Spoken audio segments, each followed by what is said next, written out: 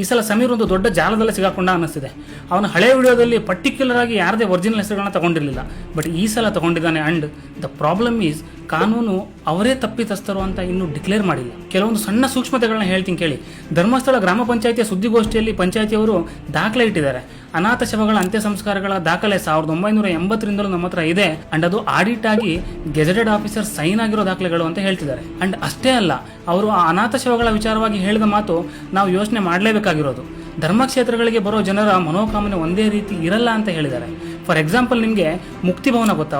ವಾರಣಾಸಿ, ಕಾಶಿಯಲ್ಲಿದೆ. ಅಲ್ಲಿ ಜನ ಸಾಯೋಕಂತಾನೆ ಆ ಭವನಗಳಲ್ಲಿ ಹೋಗಿ ಇದ್ದು ತಮ್ಮ ಕೊನೆಯ ದಿನಗಳನ್ನ ಕಳೀತಾರೆ.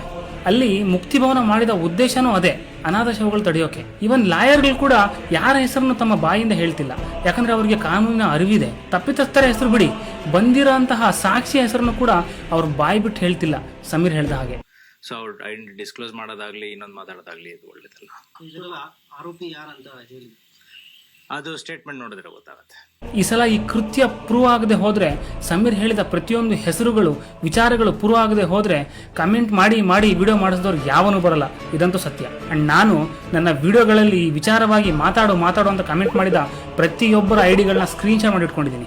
ನಾಳೆ ಸಮೀರ್ಗೆ ತೊಂದರೆ ಆದಾಗ ಇವರುಗಳು ಹೋಗಿ ಪೊಲೀಸ್ ಸ್ಟೇಷನ್ ಆಚೆ ನಿಂತು ಸಮೀರ್ಗೆ ಸಪೋರ್ಟ್ ಮಾಡಲಿಲ್ಲ ಅಂದ್ರೆ ಅವರೆಲ್ಲರ ಮೇಲೆ ನಾನು ಪೊಲೀಸ್ ಕಂಪ್ಲೇಂಟ್ ಕೊಡ್ತೀನಿ, ಇವರೇ ಪ್ರಚೋದನೆ ಮಾಡಿ ವಿಡಿಯೋಗಳನ್ನ ಮಾಡಿಸಿದ್ದು ಅಂತ. ಅಂಡ್ ಸಮೀರ್ ಯಾವ ಸಾಕ್ಷಿ ಆಧಾರಗಳ ಮೇಲೆ ಈ ವಿಡಿಯೋ ಮಾಡಿದಾನೋ ಅದೆಲ್ಲಾದ್ರೂ ಪ್ರೂವ್ ಆಗದೆ ಹೋದ್ರೆ ತುಂಬಾ ದೊಡ್ಡ ಕಂಟಕದಲ್ಲಿ ಸಿಗಾಕೊಂಡು